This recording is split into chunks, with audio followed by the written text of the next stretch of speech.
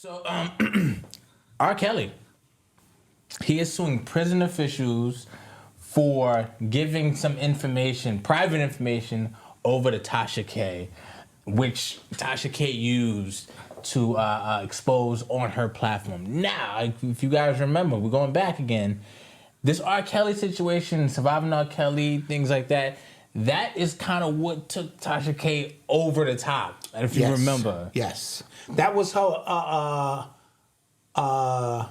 Wendy Williams moment. Yes. Remember when he had Whitney Houston on? Mm-hmm. Before she had Whitney Houston on, Whitney Houston called into a Wendy Williams show. Okay, I didn't know that. Years ago, and it became such a big thing, and Wendy went from here to here. So this was probably the Tasha K moment. Yep. That, yeah. So he just filed a lawsuit against the United States government and a handful of Bureau of Prison Workers and Tasha K, all of whom claims were in cahoots to publicize his private matters while in custody out in Chicago during his case. Now, Kelly points the finger at an unnamed prison official who, at the prison he was being held at, that accessed the internal system and documented what Kelly was doing within their walls, including email correspondence, private calls, visitor logs, etc.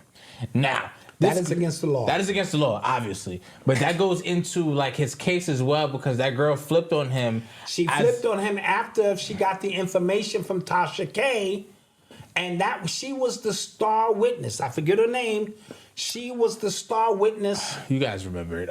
Here's somebody in the chat. I'll put it in a minute. She was the star witness against R. Kelly in the case in New York, which she got 30 years for. That's like somebody giving out your medical records. Yeah. As a celebrity or anybody else against your HIPAA laws and this and that. And that correction facility official has now since retired. Yeah, thank you. Jocelyn or something? Or? No, it's the other one. Right. And thank you. You said it. I don't want to mess the name up, but thank you. Right, and so as a result, this is shaky all the way across the board. So, what do they do with that? Do they First of all, he should sue the corrections facility. Mm-hmm. He's going to get some money. Mm-hmm. And then Tasha K, a breach of a number, and she is on her show. Shout out to Choke No Joke, who covered this. Yeah. He has a series of videos out on this, and I believe, let me say allegedly, because I didn't see the episode. She bragged about having. That's what he said. That's what he said. She said. That's what he said. She said, and so it's going to be hard. He said. She said. It's going to be hard for her to deny. That that's where she got the information from, and as a result, he probably can win an appeal in regards to this. Yeah, that's like a. Now I don't know what that does with his cases in Chicago. Yeah. He got a few of them and other places, because the nigga's obviously guilty of a lot of things.